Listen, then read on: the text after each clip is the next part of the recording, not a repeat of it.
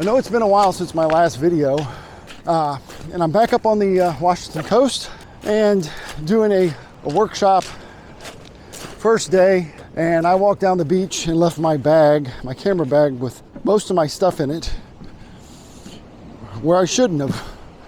So now I'm scrambling back to get it. So not the best way to start my trip.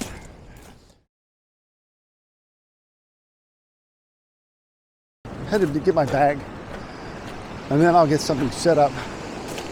Maybe get a shot tonight. So our first sunset, as you can see, we got pretty much robbed by the marine layer. No big shock there. When you come away with the clouds and the colors that aren't that great, then you try to find other things to try to make a photograph. And it's not awful. With the clouds, there's a little bit of patches of as you can see, there's patches of color and stuff in it, but it's not like really vibrant because again, the sun was killed. Take a sea stack like the one behind me, right back here, and make it your center of attention. Keep it simple, just Thomas Heaton style. It's your main focus. I've got my camera down about 6 inches off the water. Drag that shutter when those waves come in and it pulls out, and then you've got that one sea stack kind of centered, and that's a great dramatic look, I think, with that water being pulled back onto the sea stack. And I know one of these is going to come out pretty decent, and if it does, I'll show it to you right now.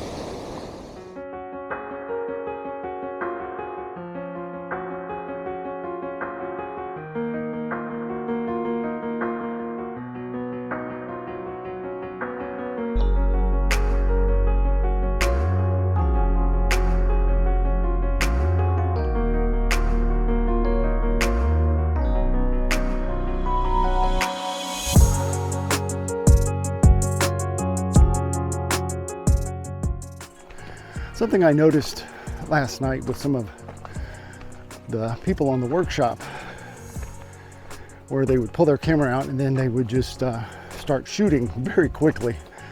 So I thought it would be a good topic for this video to talk about shooting with intent. And what I mean by that is, instead of just pointing the camera at something pretty and start pushing the shutter, you consider what you want the final product to be. What do you want the end result to look like?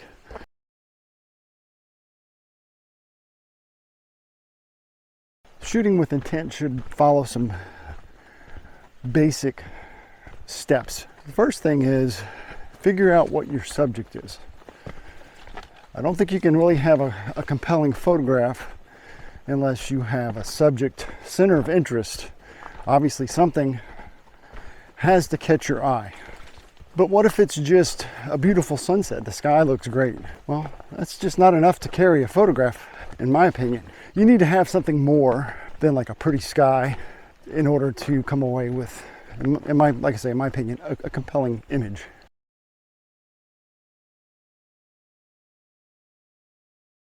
So once you got your subject, you start looking for those supporting elements, and that can be waves, it can be rocks in your foreground, it can be patterns in the sand. We're talking about the beach, by the way. It can be a sea stack, or it can be a log, but it needs to be something. And surely at a beach, you're going to be able to pull something together to add to that. So you got your subject, and then you got your supporting characters, and then you need to put it together in a way that's going to create a compelling image. So I think I found my first composition. It just jumped out at me. I love the way that the dark clouds and then the sunlight's hitting these sea stacks back here behind me. I love the way that looks. That's not enough. So I needed to have like a subject in a foreground, something in order to balance and help finish the image and supporting characters. So there's this seaweed right there, and then there's a rock right there. My idea and thought is to get about 24 millimeters or so, give or take, and have that in my foreground, kind of mimicking the outline of the waves that come in, and also the line of sea stacks further out here as well. So I'm going to get set up and see if it works out, and if it does, I'll be sure to share it with you.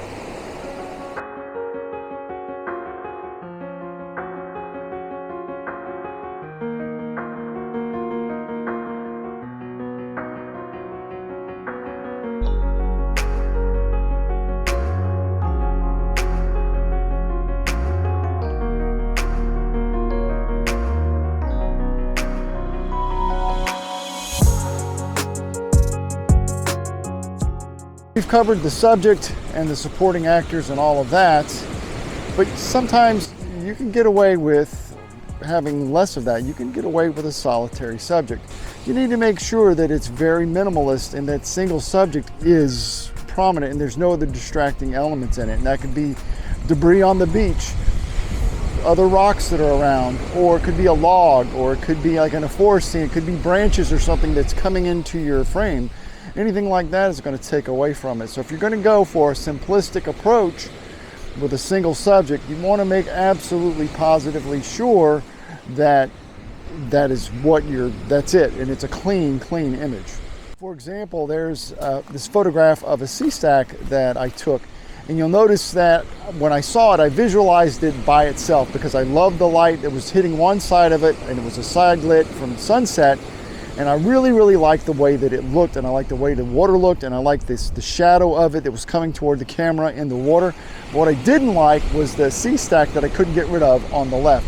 So knowing that that's what I wanted to pull off, I zoomed in as tight as I could, framed up as best I possibly could, took the shot, and then in Photoshop, I went ahead and removed those distracting elements, so I came away with a clean image that looks like this.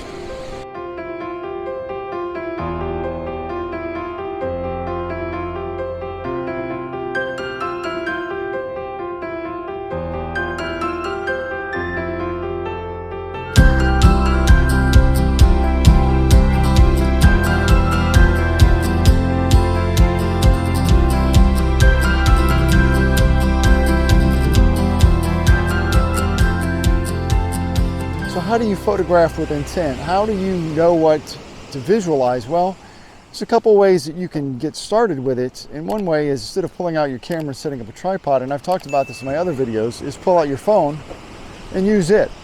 That's a great way, a quick way to see what something looks like before you become so engrossed or so quick triggered that you get right into it and you come away with stuff that just doesn't make any sense. The other thing you can do, and this is the most important, is practice. Do it a lot. If you only do it once a month or once every 2 months, it's going to take a long time to develop that eye to be able to see compositions and be able to see what works and then know in an instant if it doesn't work. The last piece of advice I would give you in this video is get your photographs critiqued, because watching videos is only going to get you so far, and getting your photography critiqued by your peers is going to help you out a lot. The big thing is to learn and enjoy and get out there and practice your craft, because that's the way as any artist that you will improve. Thanks for watching. Please like and subscribe so you don't miss any of my new videos.